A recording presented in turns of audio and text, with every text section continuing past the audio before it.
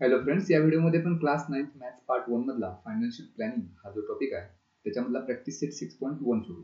त्यातला पहिला प्रश्न असा आहे, Alka spends 90% of the money that she receives every month and saves ₹120.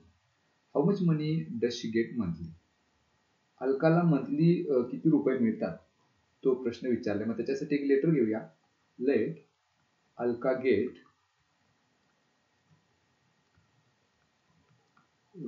₹X per month. म्हणजे तिला दर महिन्याला X रुपये मिळतात असं आपण गृहीत धरूया. असं जर असेल तर त्यातले 90% ते खर्च करते. सो 90% जर खर्च करत असेल, 90% याचा अर्थ 90 आउट ऑफ 100, 100 पैकी 90 रुपये खर्च करते. मग शिल्लक किती राहिले तर 10%. त्यामुळे इथं आपण असं लिहूया की तिचा एक्सपेंडिचर म्हणू त्याला. So expenditure is equal to 90%. 90% expenditure असेल तर तिचं सेव्हिंग्स किती पर्सेंट असणार आहे? तर savings in terms of percent would be 10%. आता हे जे तिचं सेव्हिंग्ज आहे इथं आपल्याला दिलंय शी सेव्ह ₹120. तर हे 10% म्हणजेच 120 आहे. मग हे 10% कशाच्या? तर तिच्या टोटल इन्कमच्या. म्हणजे आपण इथं असं लिहू शकतो 10% of X is equal to ₹120. आता 10% करायचं होतं तर 10 डिवायडेड बाय 100 करायचंय इंटू X, कारण X चे 10% काढायचे, दॅट इज इक्वल टू 120. मग इथे 0 ला 0 निघून जाईल, या बाजूला लेफ्ट हँड साइडला X राहील इज इक्वल टू 120 आणि हे डिनॉमिनेटर मधले जे 10 आहेत ते जर राईट हँड साइडला घेतले तर होतील 1200. So X is equal to ₹1200. मग X म्हणजेच काय आपण कन्सिडर केले? Alka's monthly income. So Alka's monthly income is ₹1200. This is the next question. Sumit borrowed a capital of ₹50,000 to start his food products business. In the first year, he suffered a loss of 20%. He invested the remaining capital in a new sweet business and made a profit of 5%. How much was his profit or loss computed on the original capital? सुमितनं 2 business सुरू केलेत. पहिल्या वर्षी त्यानं 50,000 invest करून एक food प्रोडक्टचा business सुरू केला, ज्याच्यामध्ये त्याला 20% लॉस झाला. आणि उरलेल्या रकमेवर किंवा उरलेली जी रक्कम आहे ती पुन्हा त्यानं इन्व्हेस्ट केलेली आहे दुसऱ्या एका बिझनेसमध्ये, न्यू स्वीट्स बिझनेसमध्ये. आणि शेवटी प्रश्न विचारला की ओव्हरऑल त्याला ह्या दोन्ही बिझनेसमध्ये मिळून फायदा झाला की तोटा झाला. मग आता ते काढायचं असेल तर पहिल्यांदा फर्स्ट इयरला त्याला नुकसान 20% झाले, म्हणजे नेमकं किती रुपयाचं नुकसान झाले ते आपण करूया. सो फॉर फर्स्ट बिझनेस असं आपण म्हणूया.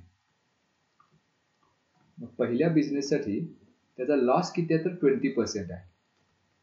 मग हे 20% कशाचे? तर इन्व्हेस्ट केलेल्या रकमेचे. इन्व्हेस्ट किती केले तर 50,000. So we have to calculate 20% of 50,000. मग 20% म्हणजेच 20 डिवायडेड बाय 100 इंटू 50,000. म्हणजे 50,000 मधले ह्या 2 झिरोला 2 झिरो निघून जातील. So 500 into 20 it is ₹10,000. एवढा झालेला लॉस. मग आता 50,000 मधले 10,000 नुकसान झाले तर रिमेनिंग अमाऊंट त्याच्याकडे किती शिल्लक राहील हे कसं काढायचं? So the remaining amount is equal to, तर या पहिल्या इन्व्हेस्टमेंट मधून म्हणजे 50,000 मधून हा जो झालेला लॉस आहे 10,000 तो वजा करायचा. त्यामुळे त्याच्या आता त्याच्याकडे शिल्लक असणार आहे ₹40,000.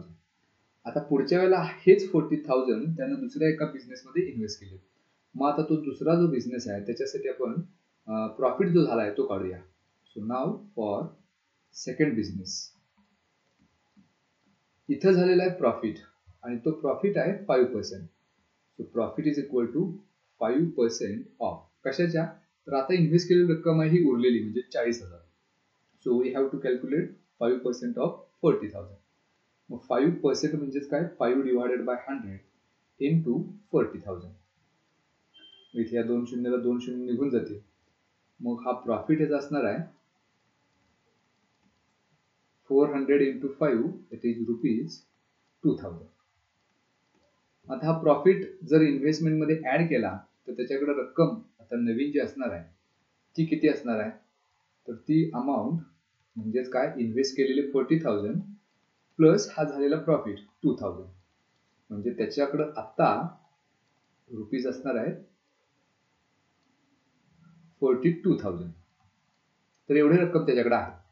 आता सर्वात शेवटी म्हणजे दोन्ही बिझनेस संपल्यानंतर त्याच्याकडे 42,000 आहे आणि सुरुवातीला त्याने इन्व्हेस्ट केले होते 50,000. मग आता इथं लॉस झालाय की प्रॉफिट झालाय, तर इथं रक्कम पहिल्यापेक्षा कमी झाली आहे, म्हणजे इथं लॉस झालाय. मग तो लॉस किती झालाय, तर तो लॉस काढायला आपल्याला या 50,000 मधून हे 42,000 सबट्रॅक्ट करायचे, म्हणजे मिळणार आपल्याला लॉस त्याचा रुपीज 8,000. तर एवढा त्याचा लॉस इथे झालेला आहे. आता इथं असं विचारले की कॉम्प्युटेड ऑन ओरिजिनल कॅपिटल. आता ते जर काढायचं असेल तर इथं लॉस जो झालाय तो पर्सेंटेज मध्ये आपण काढूया. So the percentage loss is equal to 8,000. आता हे कशावर काढायचं, तर ओरिजिनल कॅपिटलवर. ओरिजिनल कॅपिटल म्हणजे पहिल्या बिझनेसच्या सुरुवातीला त्याचं जे कॅपिटल होतं 50,000 त्याच्यावर हे कॅल्क्युलेट करायचं आहे आणि हे पर्सेंट मध्ये आपण कॅल्क्युलेट करतो म्हणून त्याला आपण 100 ने मल्टिप्लाय करायचं. मग ह्या 2 शून्याला 3 शून्याला इथं 3 शून्य निघून जातील, 50 न भाग जाईल, 50 × 50 आणि इथं 2 चा भाग जाईल. 8 गुणिले 2 म्हणजेच 16%. तर 16% इतका त्याचा लॉस झालेला असणार आहे on the original capital. Okay, the next question is Nikhil spent 5% of his monthly income on his children's education, invested 14% in shares, deposited 3% in a bank and used 40% for his daily expenses. He was left with a balance of rupees 19,000. What was his income that month? म्हणजे सर्वात शेवटी balance त्याच्याकडे किती शिल्लक राहिला ते दिलेलं आहे आणि बाकीचा त्याचा जो खर्च आहे तो पर्सेंट मध्ये दिला आहे. मग तो पर्सेंट कशाच्या, तर त्याच्या टोटल इन्कमच्या. कारण सगळ्यात शेवटी आपल्याला विचारले what is his income that month. मग तो इन्कम जो आहे तो आपल्याला काढायचा आहे. मग त्याच्यासाठी एक अक्षर घेऊया. So let Nikhil's income be rupees x.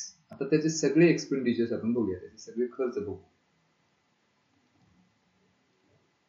So expenditure त्यातला पहिला जो आहे 5% हा त्याच्या चिल्ड्रन्स एज्युकेशनवर आहे, ते इथे लिहूया. सो चिल्ड्रन्स एज्युकेशन त्याच्यावर 5% इतका खर्च झाला आहे. दुसरा आहे इन्व्हेस्टेड 14% इन शेअर्स, त्यामुळे इथं शेअर्स असं लिहूया. त्या शेअर्स मध्ये 14%. त्याच्यानंतर डिपॉझिटेड इन अ बँक 3%, त्यामुळे इथं लिहू डिपॉझिट 3% आणि 40% डेली एक्सपेन्सेस, त्यामुळे इथं लिहूया डेली एक्सपेन्सेस दॅट इज 40%. आता या सगळ्याची जर आपण ऍडिशन केली तर आपल्याला मिळणार आहे टोटल एक्सपेंडिचर 40 + 3 43 + 14 57 + 5 62. तर इतका झाला एक्सपेंडिचर. मग सेव्हिंग्स किती असेल तर आपण आता लगेच काढू शकतो. 100 आउट ऑफ 100 62 एक्सपेंडिचर असेल तर सेव्हिंग असणार आहे त्याचं 38%. आता हे झालं सेव्हिंग्स. आता हे 38% कशाच्या, तर टोटल इन्कमच्या. So if we calculate 38% of X, तर ती जी रक्कम आहे त्याची सेव्हिंग्ज आपल्याला दिलेली आहे. So that is equal to 19,000. आता हे कॅल्क्युलेट करूया, आपल्याला एक्सची व्हॅल्यू मिळेल. 38% म्हणजेच काय, 38 डिवायडेड बाय 100 आणि ते एक्स काढायचे. So into X that is equal to 19,000. So X is equal to 19,000. Right hand साईडला आहे तसेच 38/100 जर आपण राईट हँड साईडला घेतलं तर त्याचा रेसिप्रोकल होईल 100 डिवायडेड बाय 38. मग 38 न भाग जर घालवला तर इथं 5 चा भाग जाईल 0 0. So 500 into 100 it is 50,000. So this is the income of Nikhil that month. हा पुढचा प्रश्न. Mister Sayyad kept rupees 40,000 in a bank at 8% compound interest for 2 years. Mr. Fernandez invested rupees 1,20,000 in a mutual fund for 2 years. After 2 years, Mr. Fernandez got rupees 1,92,000, whose investment turned out to be more profitable. दोन व्यक्ती आहेत तिथं, mister Syed आणि mister Fernandes. त्यांनी दोन वेगवेगळ्या ठिकाणी आपापल्या इन्व्हेस्टमेंट्स केलेल्या आहेत. मिस्टर सय्यदनी बँकेमध्ये ठेवलंय कंपाऊंड इंटरेस्टनं आणि मिस्टर फर्नांडिसनी म्युच्युअल फंड मध्ये इन्व्हेस्ट केलेलं आहे.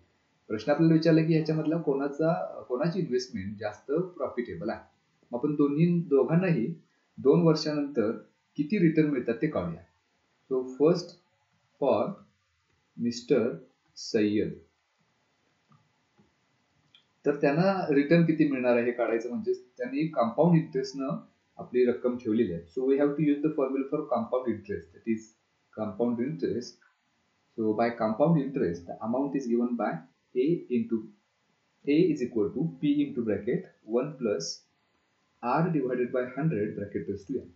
मग अमाऊंट आपल्याला काढायची आहे. प्रिन्सिपल म्हणजे त्यांनी इन्व्हेस्ट केलेली रक्कम 40,000 आहे ती इथे ठेवूया. Into bracket 1 plus R by 100, R म्हणजेच रेट ऑफ इंटरेस्ट 8 दिलाय, divided by 100 raise to n म्हणजेच किती वर्षांसाठी तर 2, so raise to 2. So 40,000 into bracket हे 1 प्लस 8 बाय 100, जर याची क्रॉस मल्टिप्लाय आपण केलं 100 into 1 that's 100 plus 8 into 1 8 divided by 100 bracket raise to 2, that is equal to 40,000 into 100 plus 8, that is 108 divided by 100 bracket square, that is equal to 40,000 into इथे 108 divided by 100 चा square करण्यापेक्षा आपण हे असे लिहूया 108 divided by 100 into 108 divided by 100. हे दोन वेळा लिहून त्यांचा गुणाकार करूया. म्हणजे इथे अंशात आणि छेदात 2 शून्याला 2 शून्य निघून जातील, दुसऱ्या 2 शून्याला आणखी 2 शून्य निघून जातील. जर या दोन्हीचा आपण गुणाकार केला तर 4 पहिल्यांदा 108 ला जर गुणलं 8 32 3 4 0 0 आणि 3 आणि 4 1 4 432 गुणिले 108 हा गुणाकार केल्यानंतर आपल्याला रक्कम मिळेल 46,656. एवढे रुपये त्यांना मिळणार आहेत 2 वर्षांनंतर. पण ह्याच्यामधले 40% ही त्याची इन्व्हेस्टमेंट आहे. म्हणजे त्यांना रिटर्न नेमका किती मिळाला तर तो काढायला, किंवा मग असं लिहूया मिस्टर सय्यद गेट्स 46,656 मायनस 40,000. त्यातनं हे 40,000 इन्व्हेस्ट केलेले वजा करायचे म्हणजे उत्तर मिळेल 6,656. आता ही झाली त्यांची रिटर्न. एवढा रिटर्न त्यांना मिळाला, एवढे रुपये मिळाले. पण ते आपल्याला कॅल्क्युलेट करावं लागेल. त्यांनी ओरिजिनल जेवढी रक्कम गुंतवलेली आहे, इन्व्हेस्ट केलेली आहे, त्याच्यावर हे कॅल्क्युलेट करावं लागेल. म्हणजे त्यांचं पर्सेंटेज रिटर्न आपल्याला मिळेल. मग ते पर्सेंटेज रिटर्न कसे काढायचे तर ही जी रक्कम मिळाली 6656 ही कशावर आहे, म्हणजे इन्व्हेस्टमेंट त्यांची सुरुवातीची किती आहे तर 40,000, त्याला डिवाइड करायचं आणि पर्सेंटेज मध्ये कन्वर्ट करतो 100 ने मल्टिप्लाय करायचं. म्हणजे ह्या 2 शून्याला 2 शून्य निघून जातील. जर आपण ह्या 6,656 ला 400 न डिवाइड केलं तर उत्तर मिळेल 16.64%. तर एवढा रिटर्न त्यांना मिळणार आहे मिस्टर सय्यद. आता त्याच पद्धतीनं मिस्टर फर्नांडिसना सुद्धा किती रिटर्न मिळणार आहे ते काढूया.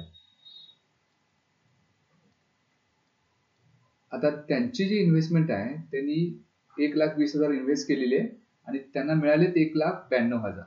आता ह्याच्यामध्ये आपल्याला कॅल्क्युलेट काहीच करायची गरज नाही. त्यांना रिटर्न किती मिळालाय तर तो रिटर्न काढायला त्यांना जितके रुपये मिळालेत म्हणजे 1,92,000 त्याच्यामधून त्यांनी इन्व्हेस्ट केलेली रक्कम पण वजा करायची 1,20,000. मग हिचं सबट्रॅक्शन आपण केली तर उत्तर मिळेल आपल्याला 72,000. आता हे सुद्धा 72,000 आपल्याला कम्पेअर करायचं आहे त्यांनी इन्व्हेस्ट केलेल्या रकमेशी, म्हणजे आपल्याला मिळणार पर्सेंटेज रिटर्न. मग त्यांना मिळाले 72,000 आणि इन्व्हेस्ट त्यांनी केले होते 1,20,000 आणि पर्सेंटेज मध्ये आपण कन्वर्ट करतो म्हणून त्याला मल्टिप्लाइड बाय 100. मग या 3 शून्याला अंशातले 3 शून्य निघून जाईल, पुन्हा 1 शून्याला हा शून्य निघून जाईल. 12 जर भाग घालवला तर 12,72 इथं शिल्लक राहील 6 into 10 दॅट इज 60%. म्हणजे मिस्टर फर्नांडिस यांचा रिटर्न आहे 60%, मिस्टर सय्यद यांचा रिटर्न आहे 16.64%. कुणाला जास्त पर्सेंट मध्ये रिटर्न परत मिळतोय तर मिस्टर फर्नांडिसना. याचा अर्थ mister Fernandes investment turn to be more profitable. Mister Fernandes यांची जी रिटर्न आहे, इन्व्हेस्टमेंट आहे ती जास्त प्रॉफिटेबल असणार.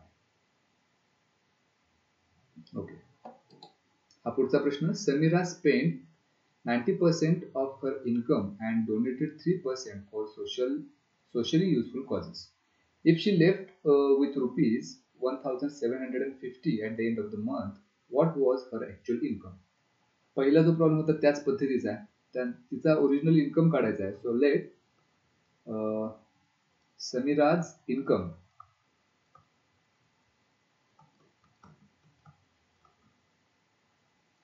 बी रुपीज एक्स. आता तिचा एक्सपेंडिचर आपल्याला दिलेला आहे. The first expenditure that is 90% हा तिचा एक्सपेंडिचर असणार आहे. So she spend 90% of her income. आणि दुसरी डोनेशन आहे, तर ते डोनेशन आहे 3%. त्याचा अर्थ एवढा टोटल एक्सपेंडिचर असणार आहे. 90% प्लस 3% दॅट्स 93%. मग एक्सपेंडिचर 93% असेल तर उरलेलं सगळं असणार आहे सेव्हिंग्स. 90% 93% म्हणजेच 93 आउट ऑफ 100 उरले 7%. हे झालं त्याचे सेव्हिंग्स. आता हे जे सेव्हिंग दिले 7% ऑफ कशाच्या, तर टोटल इन्कमच्या. आणि टोटल इन्कम आपण एक्स कन्सिडर केला. So 7% of X is equal to हे आपल्याला दिलेलं आहे 1750. म्हणजे हे इक्वेशन मिळालं. आता हे सॉल्व्ह करू. 7% म्हणजे 7 divided by 100 into X is equal to 1750. मग एक्स आपण लेफ्ट हँड साइडलाच ठेवूया. 1750 राईट हँड साइडला आहे तशीच, इंटू 7/100 जर आपण राईट हँड साइडला घेतले तर 100 डिवायडेड बाय 7 होईल. इथे 7 न भाग करू. 7 1 7, 7 2 14, 3 शिल्लक राहील, 7 35 आणि 0. So 250 into 100 that is 25,000. So this is Samira's actual income.